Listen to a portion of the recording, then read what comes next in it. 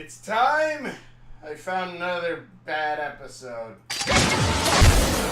Oh, well, my name's Fox Tonight, so they get named Fox, and I don't know.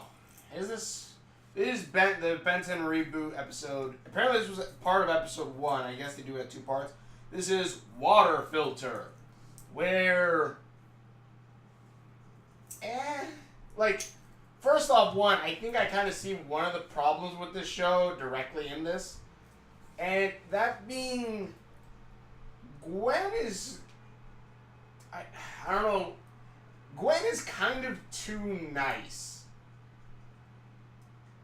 And I know, later on in the series, what is it? I guess Alien Force, and even in, specifically Omniverse, I've watched Omniverse more than I watched Alien Force or whatever. Gwen becomes very nice to Ben. And back and forth. But it is early 80s. This was supposed to be, again, kind of like the original series.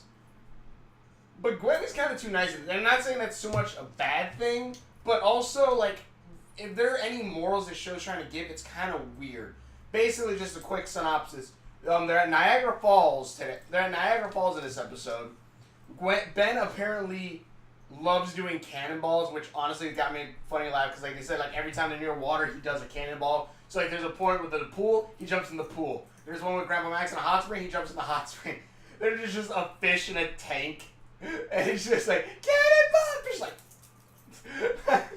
and Gwen says, well, why don't I be your filter? You run all your ideas past me, and, I can tell you if it's good or bad or not. And in a way, I kind of understand that. But also, I already know that's not gonna happen, because whether it's in incarnation you're trying to go with Ben Tennyson, unless I guess it's Alien Force, I think he was quote unquote more serious then. But I again have not watched it yet. Other than that, I was just yeah, Ben's not gonna do that, and of course he doesn't. He goes and does a cannonball in Niagara Falls when everyone's asleep. That then awakens an ancient monster that's a very lazy design creature, which I didn't say it was an alien either, so I guess it's just a magical creature that pops up out of the ground and starts eating people. And he eats a building, an office building, and an airplane. So that's about 100 to 200 deaths that are on Ben's head. Just so we can count, because we need the cannonball that had apparently awoken the beast. So Ben already killed around 200, maybe 300 people. Already.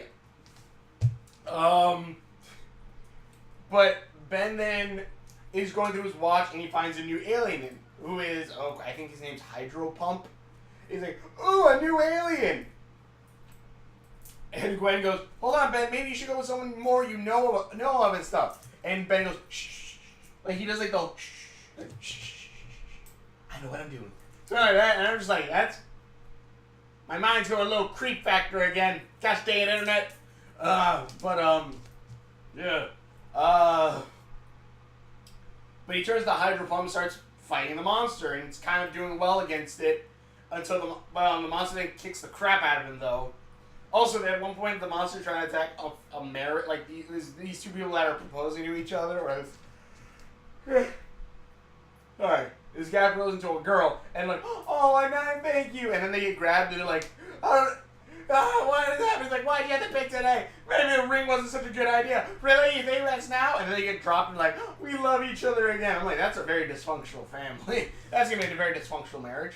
But Ben fights the monster, does kind of well with it, but then gets the crap kicked out of him. And again, Ben keeps on saying he's going on his Ben tuition. Every time he goes on his Ben tuition, it's always wrong. And then Gwen then says, then the alien leaves and goes to a lake, and then apparently multiplies into smaller babies, I guess.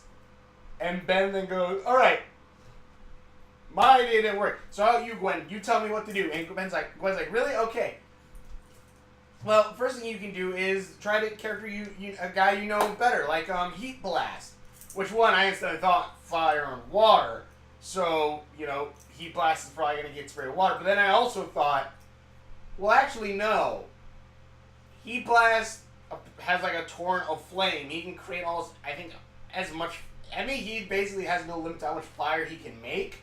So technically, if they wanted to get rid of this fish thing, they could literally shoot fire into the water, bring it up to boiling temperatures, and basically kill all the fish things pretty freaking easily and quickly.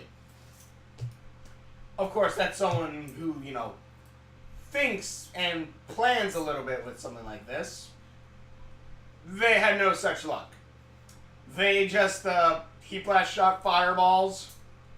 It didn't really work. The monsters grabbed him, threw him into the ocean, and heat blast got turned out. And Gwen's like, oh no! I didn't think of water beats fire. And I'm just thinking, yeah, but enough fire actually beats water because it makes water into steam. So, and also, again, boils anything that's inside of it, including the creatures. But again, logic is somewhat lost here. Ben then Ben turns back to himself, and Ben's like, what do I do now, Gwen? And Gwen goes, just do what you can, Ben. You're Ben-tuitive, or some bull crap like that. And just go. Just do it. Just do how you would do. And Ben's like, okay. Turns the hydro pump, fights off the monsters. They knock them into dry land after Ben does a cannonball, and when they're on dry land, they shrivel up. And Ben says they look cute, even though I thought they looked like dead, dried fish. And Ground Max puts them on the back of a cage. Gwen's like, you know, you're really good with that Ben-tuition, Ben. And Gwen says it to Ben. Ben's like, but it's good to have a filter every once in a while. Then Ben does a cannonball, and they're like, really? Did he just do that? And then end of episode. This, and the reason why I don't like this, I don't like, at least the moral of this is almost as bad as the moral for the Star versus the Force of the Evil Magician episode, which is still by far probably one of the worst episodes for that show, I believe. And, because again, that one was, in the end, people hated that Star, quote-unquote, revealed the magic of the Magician. So in a way, that episode was basically saying, ignorance is bliss. Basically saying, be ignorant.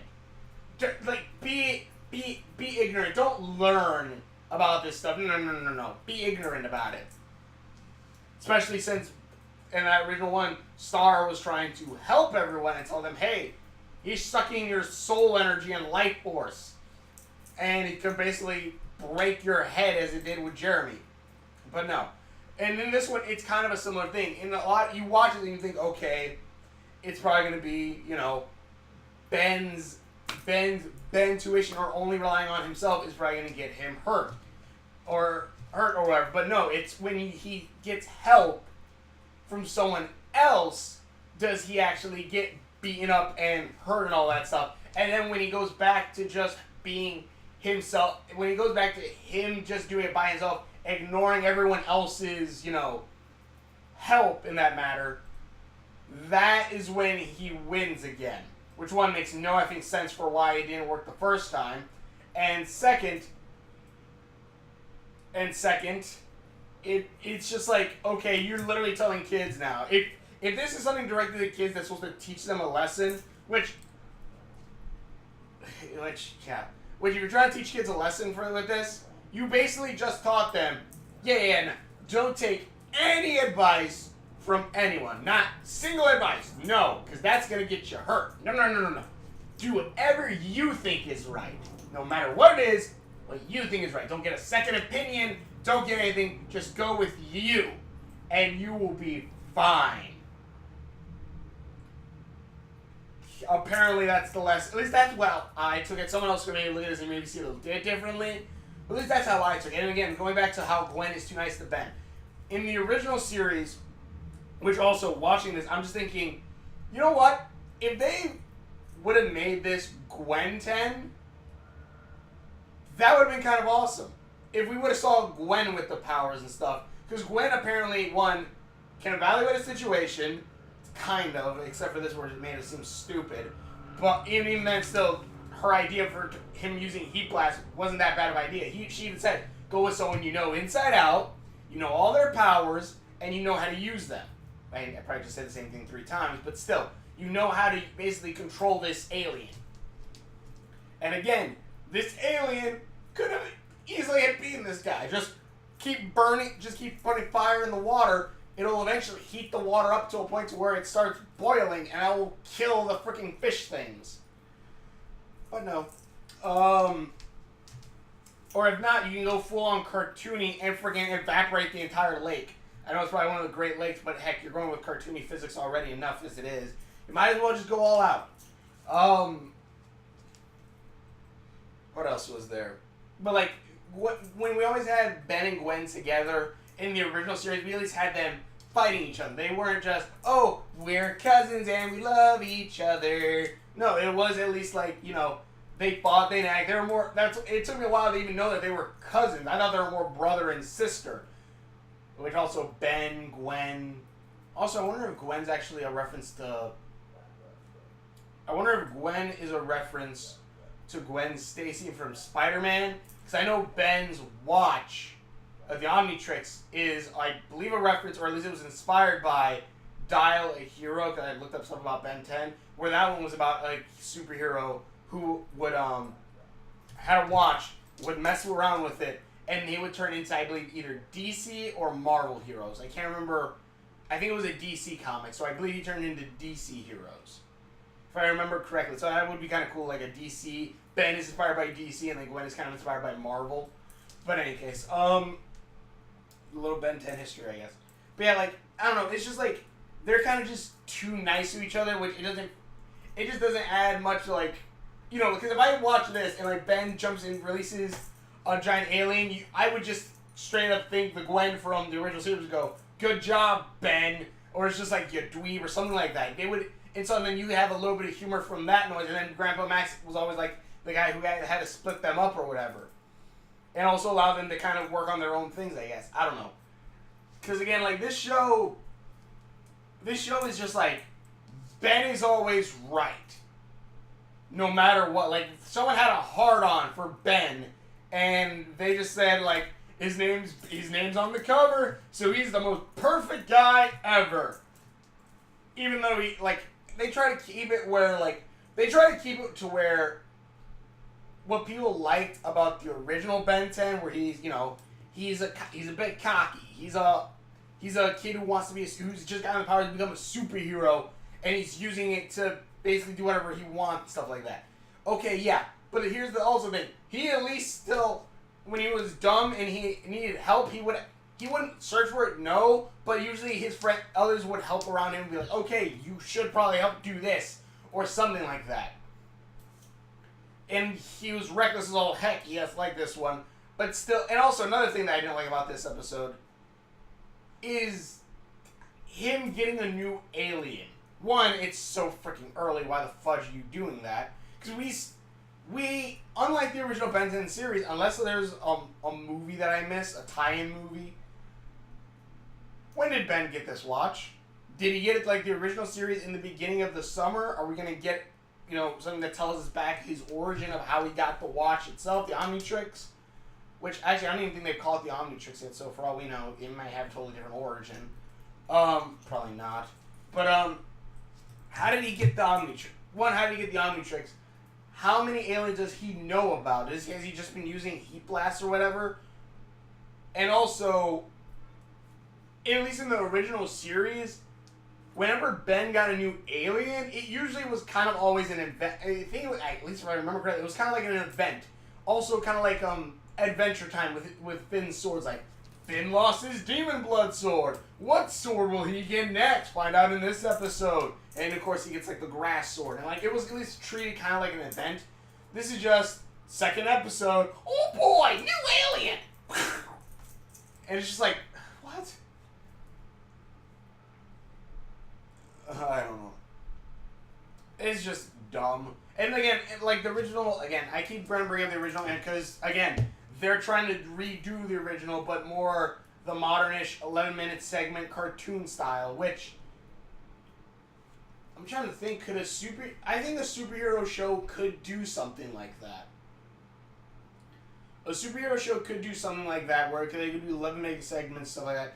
But also, I feel like they're also gonna try to, if anything, I can say this, like Doug Walker, the guy, the nostalgia critic, he talked about the Batman the Animated Series, and he said like the Batman Animated Series had great writing in it. It could have things like it talk about Bruce and Harvey Dent's friendship, and then in the end, you kind of explore a little bit of like the split personality of Harvey, or like the different characters with all the different villains and Batman stuff. But in the end, you can kind of go a little deep with some of these characters. But in the end, because it was Batman the Animated Series, it always had to have, they're a supervillain. Batman must defeat supervillain. Supervillain is defeated. You always had to have that. And that kind of could pull back on some of those things. Unlike, let's say, Steven Universe or Adventure Time, where they can have an episode where it's action. There's the villain, which is the Corrupted Gems, or the Gem Mutants, which we haven't even seen much of for a while. We see the Gem Mutants and stuff like that. Oh no, they're these bad guys. We can beat them, and then we can go on to more, or we can have a little bit of emotional stuff there, and then explore that even more in another episode. And not every episode has to be action or just all it. It could be just maybe exploring a little bit and talking and different things. You explore different emotions. This, for the way they're trying to do it again, the set formula of Ben and Gwen and Grandpa go to place. Bad guy is there. They fight bad guy. Ben is supposed to learn lessons along the way. Continue on next episode. And it just, repeats. And you can kind of really see that already within the couple episodes I've already watched and seen. So, again, Gwen, if they were going to do a reboot, fudge. They could have gone in so many different directions. Again, I still say they wanted to do a quote-unquote reboot of Ben 10 and still had it to where you can have, one, a way that can bring back the fans from the original series. And I not just mean the original series. I mean Ben 10, Alien Force, Ultimate Alien, and Omniverse, even though I dislike the two in the middle. A way to bring those all back would then be, because Omniverse says already that Ben 10,000 is still canon, that is still the future that it is. Yes, it's not the exact same as the one from the original Ben 10 series, but it is slightly mirroring it, close enough. They could easily do a Ken 10, where they follow Ben's son. Maybe he goes along with Grandpa Max. Maybe Ben's son goes along with Grandpa Max, and Grandpa Max, and you could have what is his name? Devlin, Kevin's son. That way you can have those two together, they're basically cousins. Actually, if Kevin and Gwen get together, then actually it would then make it... Well, then again, Devlin's not Gwen's son, but it is Kevin's, and if they're married, technically that would then make Devlin his second cousin removed. Second cousin removed. But also, they are kind of like brothers, since I believe Devlin actually lived with Ben and Ken during that time. And you can even have Ken's sister, because if I remember correctly, they say he does have a sister in the original Ben 10 series.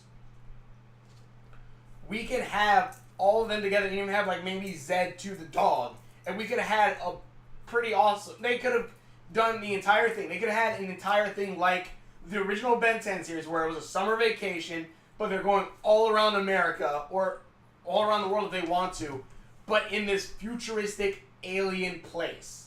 They could have easily done that, had it to where it was, one, similar to the original series, because they're visiting probably some of the similar places, if not, different ones, but then you could have it still in the future, so you have advanced technology, you could have the different alien races all around, you could have so much more. I don't know, I'm just going off topic, I guess, right now, but this one is just...